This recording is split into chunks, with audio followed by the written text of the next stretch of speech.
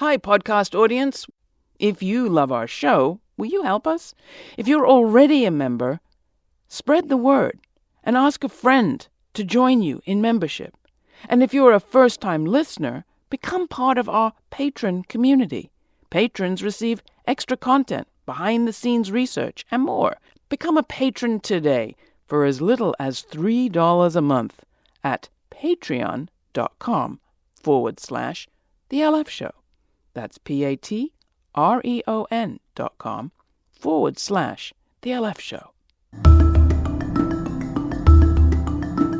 Hi, I'm Laura Flanders, and this is The Laura Flanders Show, the TV and radio program that seeks to raise radical spirits by interviewing forward-thinking people with real-life models of shifting power from the few to the many in the worlds of arts, entrepreneurship, and governance.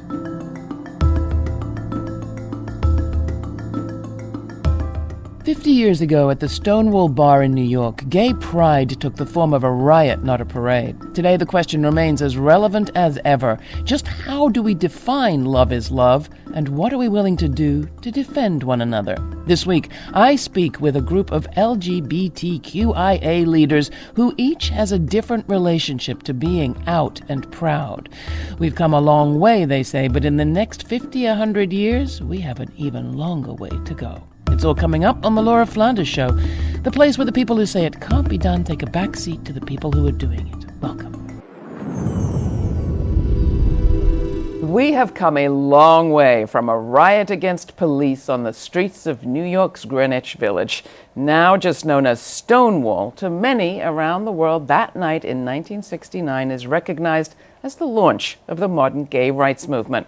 From gay marriage and the recognition of LGBT families to the movement for transgender rights, progress has been made, but where do we have yet to go? And when it comes to liberation, the cry of those early rioters, many of them young, trans, poor, people of color, what do we need to do next? There is still no federal law against discrimination on the basis of sexual orientation or gender identity, and many LGBTQI people continue to live in fear and experience violence, even death, in their countries throughout the world, and right here. In light of that, instead of looking back 50 years since 69, we're going to look forward 100. Where will we be in 2069? For that conversation, we've convened a great group. My friend Scot Nakagawa, longtime community organizer, senior partner of ChangeLab, Bri M, disability activist and podcast host of Power Not Pity. Check it out.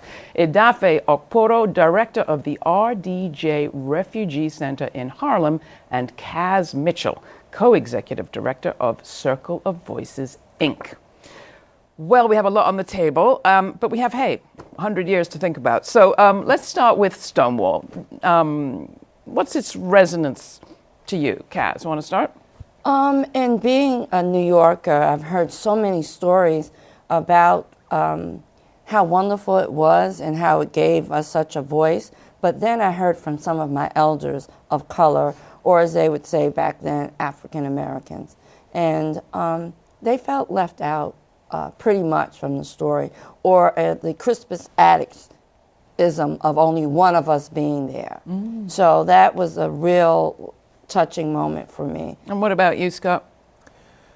Well, I worked for many years in the LGBTQI movement, and it's a reference point for people. You know, people look back in that time. It represented a moment of liberation, a very different kind of politic than I understood myself to be promoting when I was leading some organizing through the national, at the time, National Gay and Lesbian Task Force. And it's a kind of a touchstone for people, you know, something that reminds us where we started. No matter where we go, we began there in a riot. And what about you, Bri?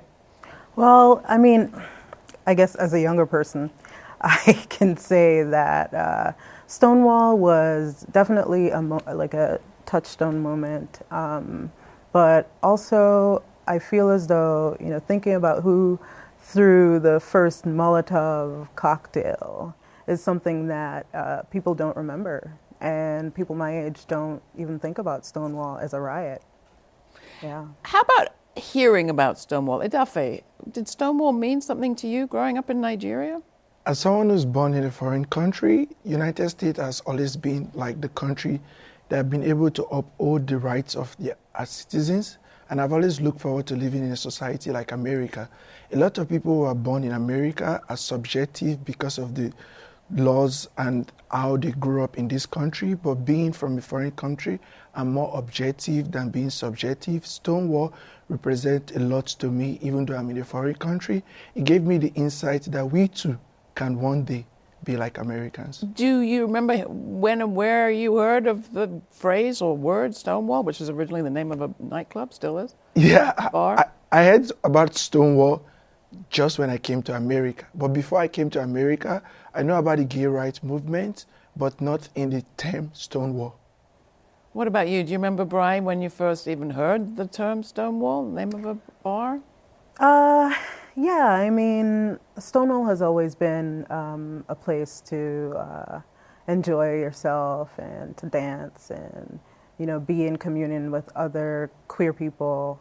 But again, you know, being Remote and distant. Yeah, being pretty distant and being a history that we don't really acknowledge.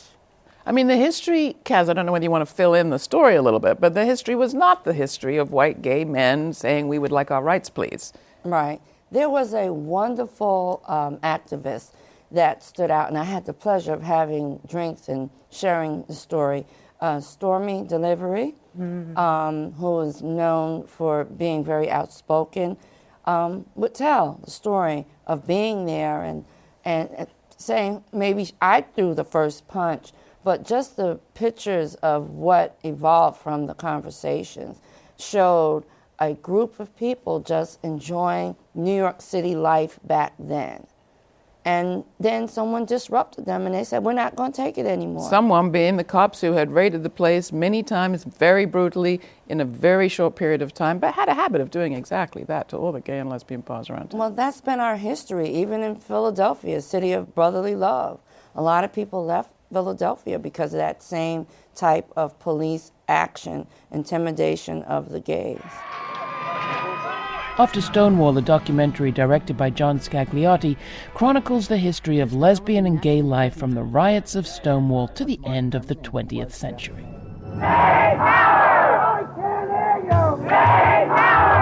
In the wake of the Stonewall riots and the sudden invasion of people into our movement, a good invasion, a number of organizations, starting in New York and spreading to other cities, called Gay Liberation Front, were established.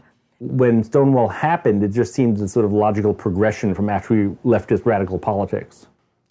And then I joined Gay Liberation Front right away after Stonewall. We were a front like the Vietnamese Liberation Front, from whom we got our name. Why are you here today? Darling, I want my gay rights now. There was tremendous excitement because we were all moving together and thinking in terms of we, not in terms of I. Hey, gay is good and gay is... This is the Laura Flanders Show. I'm Laura. That was a clip from the documentary film After Stonewall, directed by John Scagliotti and made available to us by First Run Features. You heard the activists Harry Hay, Marsha P. Johnson, Barbara Giddings, Carla J., and Michael Bronsky in that clip. You can see them at our website. That's www.lauraflanders.org, where you can also watch our entire show. Next, back to my conversation with Scot Nakagawa of ChangeLab, Bri M. of the podcast Power Not Pity, Kaz Mitchell of Circle of Voices, and Edafe Okporo from the RDJ Refugee Center. We've been talking about the riotous past of Stonewall and exploring its rapturous future. LGBTQI, and there's, I think, more letters, for people who are perhaps embarrassed to ask what they all stand for. Can you just lay it out, Scott? Lesbian, gay, bisexual, transgender, intersex, and queer. And there's more. The fact of the acronym reveals how this movement has attempted to grow. Has that been effective, just sort of adding extra letters? What do you think, Bri? Although we have like letters that represent us, I don't think that just naming who we are is the end all and be all. You're nodding, Scott. Yes, I agree. Though I am old enough, 58 years old now, So remember, when it was incredibly controversial even to name lesbian and gay, the National Gay and Lesbian Task Force actually started as the National Gay Task Force and then added lesbian, and over time slowly added more and more groups in order to try to represent the broad spectrum of the community. But the controversies we went through, the original marches on Washington, for instance, where there was argument about whether or not trans people could march by our side. There were organizations, national organizations, that refused to name gay or lesbian in their names because they felt like their constituents wouldn't want to receive male. So it is something to me. This change is a remarkable thing. It's not nearly enough, but it at least gives us some leverage. What do you think, Cass? Well, I think it's good in a way because it shows a sense of expressionism, but I worry about funding. I try to tell some of the folks, you're queer, but that might not be on a form. So we might not be able to quantify that data because you're a stand. So we have to work together on some of the different identities. Fill us in on some of the people that you work with and the work that you do. Well, Circle of Voices was founded originally as a Women of Color music festival because the others back then weren't quite cultural. So the founder... Wait, what do you mean? It was all white? Well, that's the real way of saying it, but I'm trying to be nice. So our founder, Jean Wimberly, said she needed some soul. So she added some soul. And now we work in the city providing expressionism, but we also have a health component to make sure that our friends in the community know they can get culturally competent health care, services that they need, so they can express the art. Is it still true that lesbians, and all the more so lesbians of color, and even all the more so lesbians of colors with disability, access the least health care in the country, I think? Yes, statistics show that even with cancer, there may be more white women diagnosed, but the death rates of most diseases will show that women of color, especially Black, African American, have the highest rate of death because by the time they get to the hospital, they're in serious condition or close to death. And I think lesbians tend to go less often. Oh, yes, because of lack of trust. How am I going to be treated?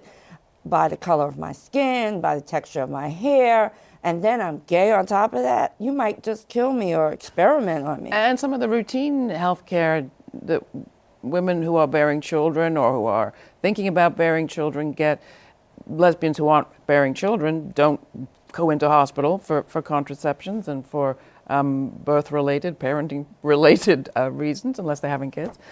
So I think some of those statistics are still pretty shocking, not that I have them on the top of my head. Edafe, talk a bit about who you work with, because that's a whole nother group. So, like, we are talking about Stonewall, but one thing that is very significant is that America and some other westernized countries have been able to achieve liberation, but they are 80-plus countries where gay people are still criminalized. And LGBTQ people who are criminalized in their own countries look for countries whereby laws are favorable. I came to America as an asylum seeker because my country passed a law that criminalizes same sex by 14 years imprisonment. After I was granted asylum, I didn't have a place to stay. I stayed at the YMCA and moved into my own apartment. It was a bit of a struggle for me. You also had a long stay in a detention center. Yeah, I stayed about 6 months in the detention center. I will get to that when we get to what we have for us in the future. So when I was released from the detention center, I didn't have a place to stay. Thousands of LGBTQ people who migrate to foreign countries who do not have friends or family face the same circumstances that when they are released from the detention center, they didn't have a place to stay. Or when they stay in city shelter, they are being molested or sexually harassed, trans folks, and things like that. So having a shelter whereby those who are experiencing housing insecurities can be able to have a place to stay, mitigate the risks of them being victims of sexual assault. So somebody told me that all my friends told me was to have HIV because there's housing for people living with HIV and AIDS, but there's no housing for immigrants. And LGBTQ immigrants are victims of sexual exploitation and different kind of violence, which can be mitigated by housing. So we're filling the gap by providing housing for LGBTQ asylum seekers and refugees who are experiencing housing insecurity in New York City. Vulnerability is vulnerability. Your podcast speaks to another vulnerable but outspokenly proud people, right? Definitely. My podcast is about disability justice and the lived experiences of disabled people of color. So I think in talking about vulnerability, did you know that the Stonewall actually rejected a blind person from entering a year ago because they had their service animal?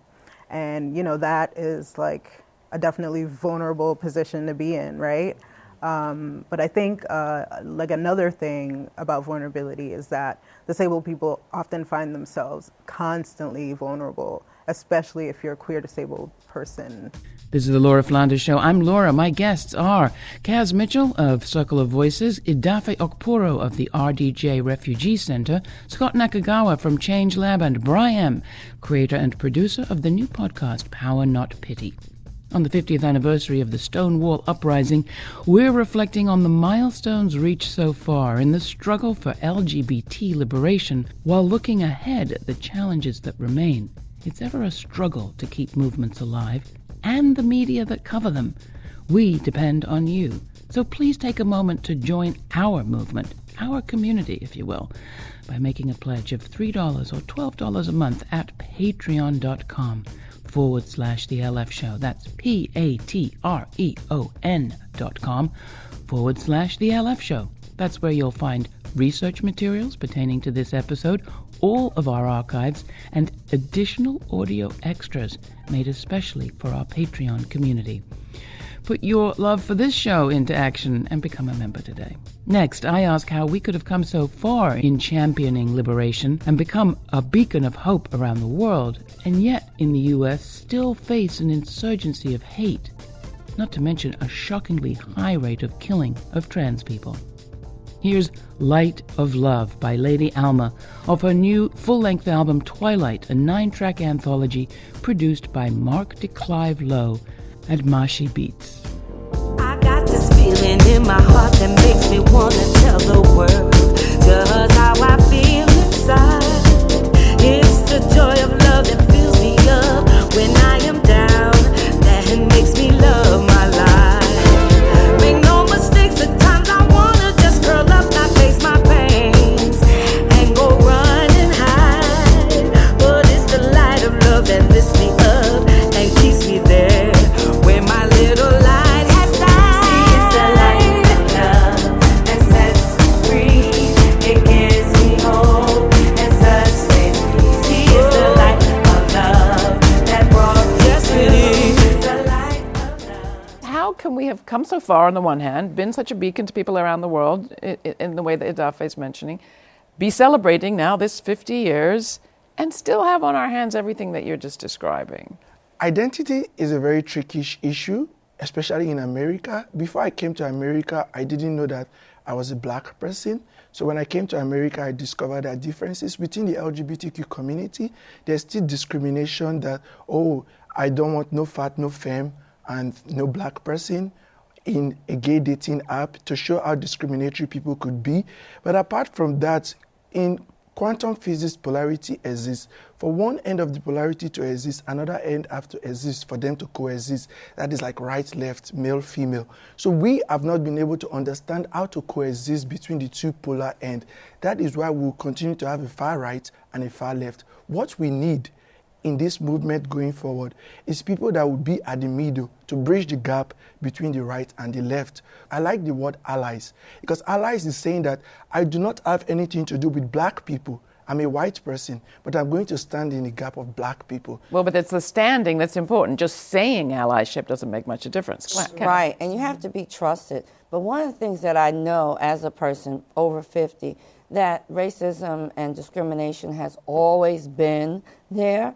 It's just been on the pot simmering, and now that we have this other person running our country, it has released some of that energy out and given people this empowered sense that they can go back to that mantra. But what we have to show people is that we're not going to take it anymore, and stand and work together and re-educate. I think there's a problem with our finances, our economy, the way we think. We got to build the bridges, because money speaks for everything in this world. If you don't have the money, you're going to be left out. You will lose your voice. Yeah, it's not our finances. There's a whole lot of other people's finances, if you want to ask me. Is capitalism the problem?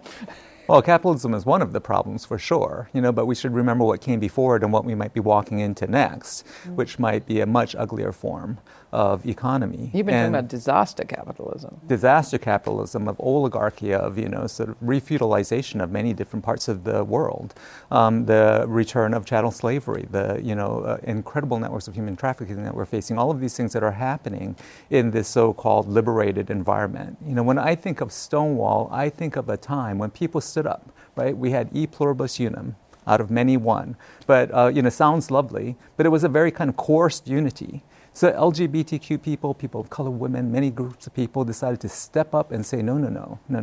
We are many and our voices will all be heard, and we cannot have this sort of negotiated peace based on the coerced unity that, we had here in the United States. Now we are in the process of negotiating what that means, So how do we then move forward? Do we move forward together? Do we have to move forward separately? These are the kind of critical questions I think we're facing. The white nationalists you mentioned are actually putting up one kind of challenge. We have to answer their challenge and say what we want this to be in the future. So for change to happen, there have to be a favorable environment. And this is a climate for change. Because when there is chaos, there's opportunity for people to think differently. In America, in the last 50 years, gay rights movement have been the fastest paced movement, because in a gay pride parade, you will see people from Goldman Sachs and poor people, you will see white people and black people. There is no other movement that you will see people of all diverse backgrounds, Mormons, Christians, Muslims, we come together and to be able to march. Since we have a favorable climate for change, because we have a leader that is causing a chaos, people can choose to either create a change that will revolutionize America as an entity, as a whole, or we sink together. And that is the moment we are trying to navigate this change. It's very difficult for people to understand. If I keep on, as an activist, shouting at people, people wouldn't change. I don't tell people to change anymore. I tell them to listen, to see and hear other people's story. Because when you hear somebody's story, you better understand who they are. The right-wing people also have a point of view. And if we that are very woke and consider ourselves leftists, do not listen to them, it will continue to be a chaos and change will not happen. How much time do we have to listen? And is it really true that everybody comes out to gay pride? At the moment, these days, the Pride Parade is more about a kind of, at least the official Pride Parade is kind of a, a parade of commercially sponsored floats. Kaz, do you want to push back a little? Well, it is in a way, but Circle of Voices was in the parade last year. And we got our float because one of the rules is if you do have a sponsor, the fees go up. So we paid for it ourselves. And those women said they never knew what it was like to receive all the love going through the streets, people reaching, and you saw the unisons, and you saw the police trying to dance but know that they couldn't dance with you. The ones that are gay, because there is a gay component in New York City Police Department, gay officers. I just want to stop you because you use the word love, which I really want us to use as we look to the future. Because to me, what set the LGBT liberation movement apart, in the same way that we saw the struggle against discrimination and segregation have as a front line the fight against anti-miscegenation laws, was love, that people fall in love across boundaries, across binaries, across, conveniences, and they fight like heck for people they love. And if we're going to put forward, I'm on a soapbox now, but if we were going to put forward any vision, I think it is a vision of love in one another across those various barriers. Yeah, and I want to add something to the conversation, honestly, because I find that pride is usually all about homogeneity. And, I want to include the voices of disabled people, queer disabled people of color, trans disabled people, the fact that we are invisible, completely invisible. And pride is completely inaccessible. And the parties that happen are also inaccessible. We have to figure out ways. So what would be some of those ways? Justice. Now we're finally getting to looking ahead 50 years. Sure. What would a society that put love as the first value, sappy as it sounds, look like for you, for example? I believe access is love. And I want to believe a Stonewall that's fully accessible. I went on the website today. They have nothing there. about accessibility. They have nothing there for the bar or for the protest. For the bar or the parade. protest or other pride parties that are available to you. Honestly, I think that when we think about the future, we have to think about all types of bodies. We have to think about moving together. Collective liberation is about all. And I find that disabled people are often left out of the conversation, and I really want to change that. Scott? I know you're going to give me a reality check here. Well, I actually do believe in love. And I believe that people join social movements because they're looking for love. You know, they're looking for recognition and respect. If you're hungry, there are better ways of getting fed than joining a march to demand dignity for your family. You know, what drives you to that moment is love. And I think that we need to build on that. Edafe? For me, love is acceptance and sharing. Because when I came out as gay, it was very difficult for me. I didn't see anybody that looks like me or talks like me. So we, as a community that have been able to achieve some level of acceptance, should trickle it down to other parts of the world. Like the NRA, for example, they are fighting gun right movement in every other part of the world, because a fight for queer people here is a fight for queer people everywhere. So we should share our love and acceptance everywhere by spreading to every part of the world. Secondly, is that like gay people should be able to adopt children like straight people. And in the next 50 years, I want it to look like, two gay people are getting married, they are adopting a child. It's like a straight male and a female are getting married and they are adopting a child. Here in America and abroad, is just sharing the love abroad. Kaz, time for more? It shows when you care. As they say, make the change you want to see. I would say go to the clubs, because we know where the clubs are, and see the ramp or the ramp that's not there and try to get one in. And that's what Circle of Voices founder did. She went to a music festival, didn't like it, so she created one with all the isms that her people aspire to. And that's what I want to see in 100 years from heaven or wherever I am, that we have a full, loving group of people that stood together, that are working together, and every voice, let it be heard in some way, and re-educate and show the importance of philanthropic support. Don't always take from the not-for-profit. If you have a blessing one day, give $1 to that non-for-profit that's been giving you Metro cards for 3 or 4 years, because every penny counts.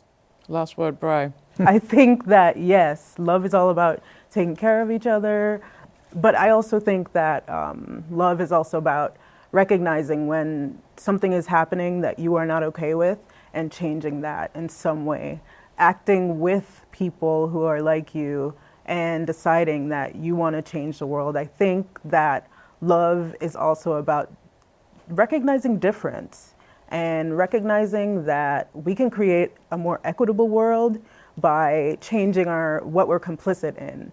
And honestly, I think that the Stonewall itself and the institution that it represents is complicit in ableism. And I mean, I don't know what it's going to be like in 50 years, but I want to see that change. I would hope we could change that in less than 50 years. Yeah. Bri, thank you so much, and Kaz and Edafe and Scott. Sometimes, as in 50 years ago, love looked like a riot. Just saying. For information on all my guests, go to www.lauraflanders.org and be sure to become a subscriber to this podcast, meaning subscribe. If you haven't done it already, please do it now. It helps increase our numbers, and write a review if you haven't. We don't pay for costly PR firms. We rely on you to spread the word, and we know that you will. For those who subscribe, you get my weekly commentary first. I call it the F word. The latest is on my recent trip to Barcelona and the mayoral elections, which were settled in a very community way. Find out how by becoming a subscriber at www.lauraflanders.org. And thanks.